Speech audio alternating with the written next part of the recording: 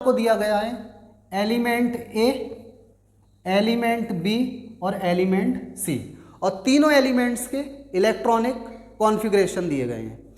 तो ये जो आपके एलिमेंट्स ए हैं इसका इलेक्ट्रॉनिक कॉन्फ़िगरेशन है 2,8,1।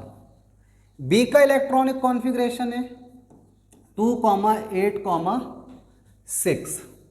सी का इलेक्ट्रॉनिक कॉन्फ़िगरेशन है 2,8,7। तो हम इन इलेक्ट्रॉनिक कॉन्फ़िगरेशन की हेल्प से ये पहचान सकते हैं यहाँ पर कौन सा मेटल है और कौन सा नॉन मेटल है। तो बच्चों ऐसे एलिमेंट्स जिसकी आउटर मोस्ट ऑर्बिट में एक इलेक्ट्रॉन हो या 2 इलेक्ट्रॉन हो या 3 इलेक्ट्रॉन हो, तो ऐसे एलिमेंट्स क्या कहलाती हैं? मेटल कहलाती हैं। ठीक है बच्चों। और ऐसे एलिमेंट्स जिसकी आउटर मोस्ट ऑर्बिट में 4 इलेक्ट्रॉन हो या फिर 5 इलेक्ट्रॉन हो या फिर 6 इलेक्ट्रॉन हो या फिर 7 इलेक्ट्रॉन हो, तो ये कहलाएंगे आपके नॉन मेटल। तो बच्चों आपने देख लिया, अगर 1 इलेक्ट्रॉन है तब मेटल है, अगर 2 इलेक्ट्रॉन है आउटर मोस्ट ऑर्बिट में तब मेटल है, अगर 3 इलेक्ट्रॉन है तब मेटल है।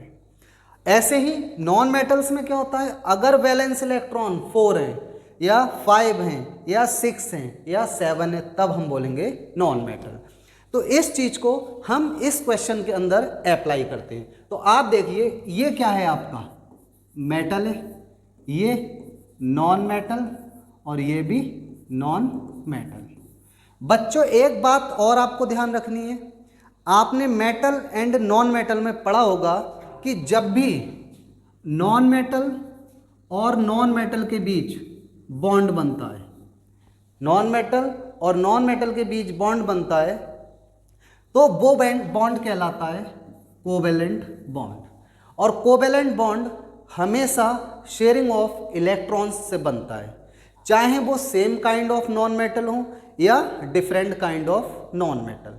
लेकिन अगर मैं मेटल और नॉन मेटल की हम बात करते हैं तो इनके बीच जो बॉन्ड बनता है उस बॉन्ड को हम बोलते हैं आयनिक बॉन्ड। तो यहाँ पर मेटल और नॉन मेटल के बीच जो बॉन्ड बनता है आयनिक बॉन्ड, वो बनता है ट्रांसफर ऑफ इलेक्ट्रॉन से। जब भी मेटल से नॉन मेटल की तरफ इलेक्ट्रॉन ट्रांसफर होंगे उसके बाद जो बॉन्ड बनेगा वो कहलाएगा आपका आयनिक बॉन्ड।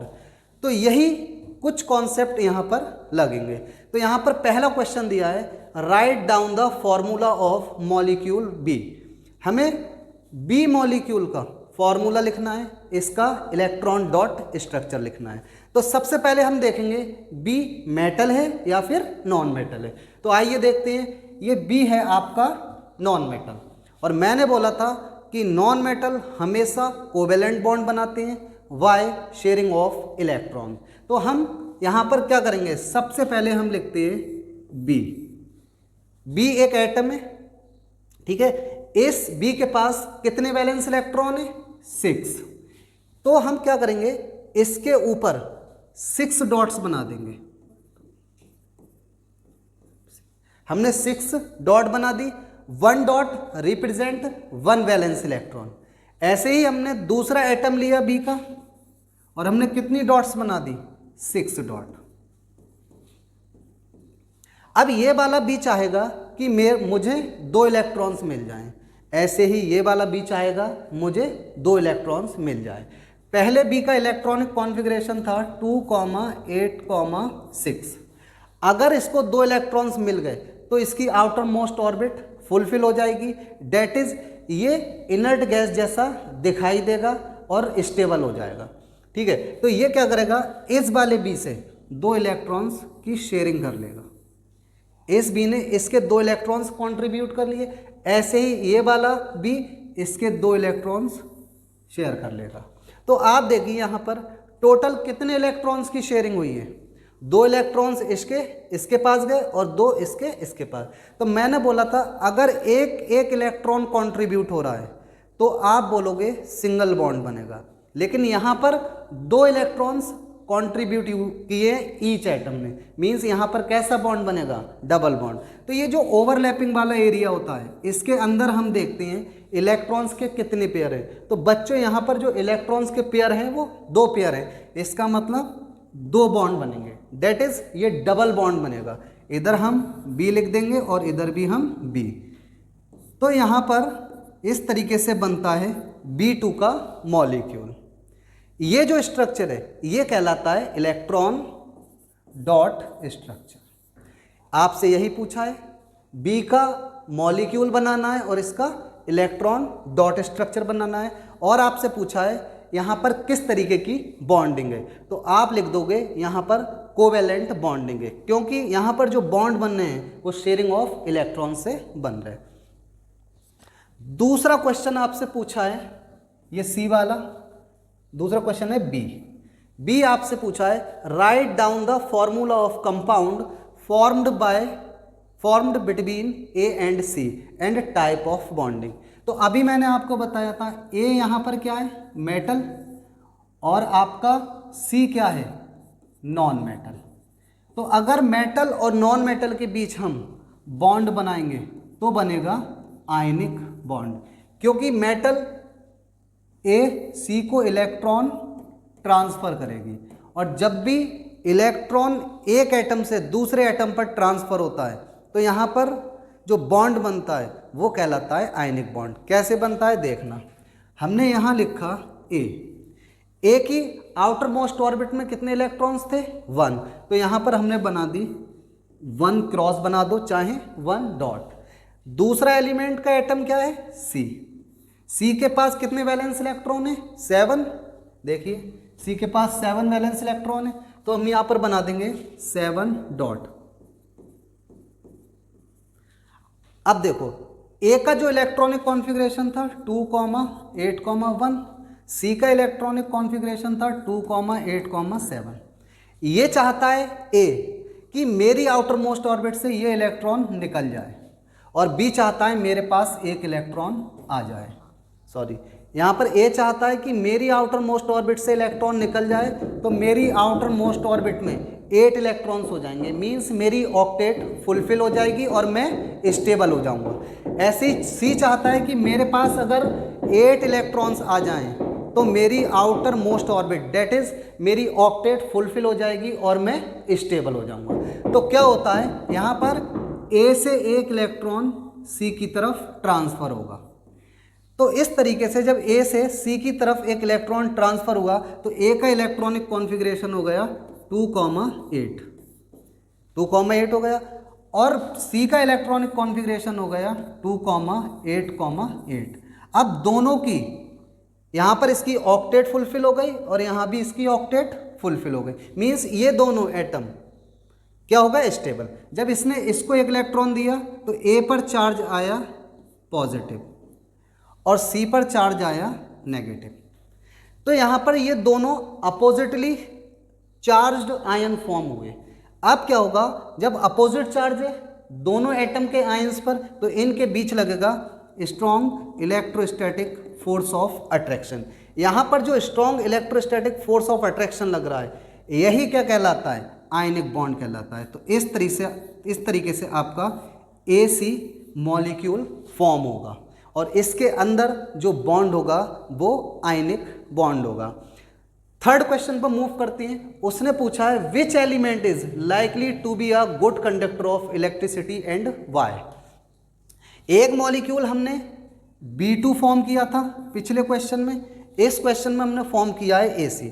अब इन्होंने पूछा है कि which element is likely to be a good conductor of electricity and Y.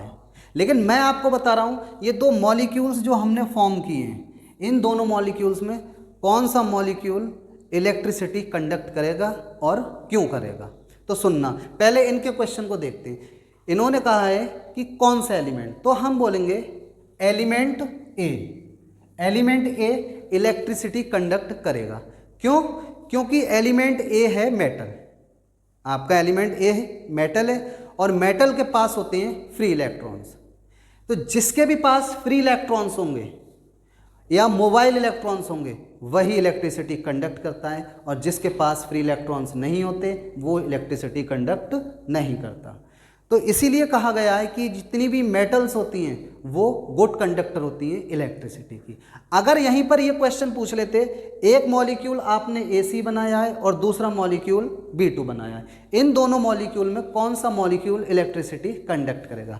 तो देखो, अगर मैं इस मॉलिक्यूल को वाटर में डालूंगा तो ये फ्री आयंस नहीं देगा, फ्री आयंस नहीं देगा।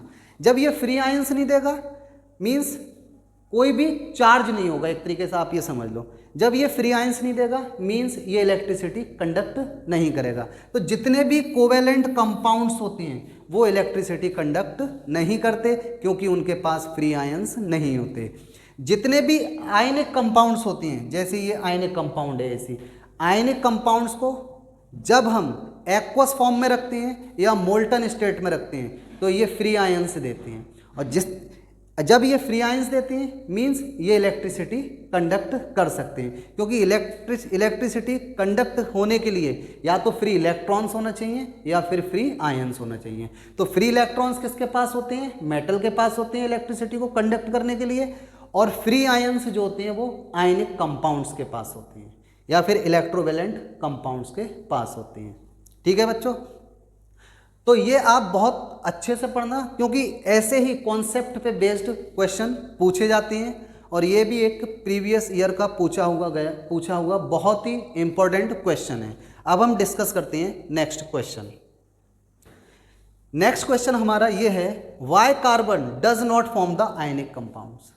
कार्बन आयनिक कंपाउंड फॉर्म क्यों नहीं करता? इस कॉन्सेप्ट को मैंने अपनी प्रीवियस वीडियो में बहुत अच्छे से समझाया है, इसको एक बार मैं आपको और समझाता हूँ।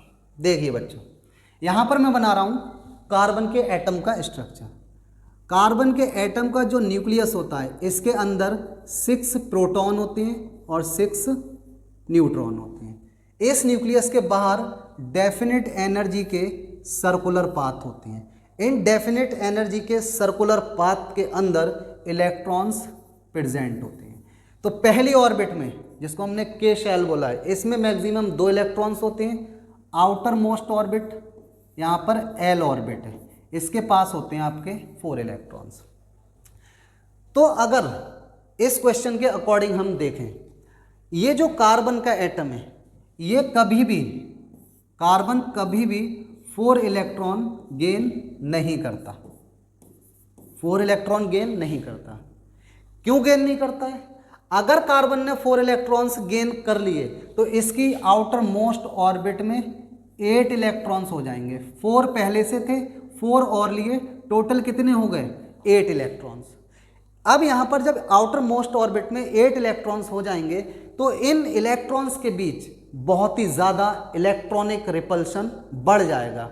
उस इलेक्ट्रॉनिक रिपल्शन को ओवरकम करने के लिए बहुत ज़्यादा एनर्जी चाहिए होती है, तो उतनी एनर्जी इस कार्बन एटम के पास नहीं होती, इसलिए कभी भी कार्बन 4 इलेक्ट्रॉन गेन नहीं करता। दूसरा रीजन इसका ये भी है, अगर ये 4 इलेक्ट्रॉन गेन कर लेगा तो इसके पास टोटल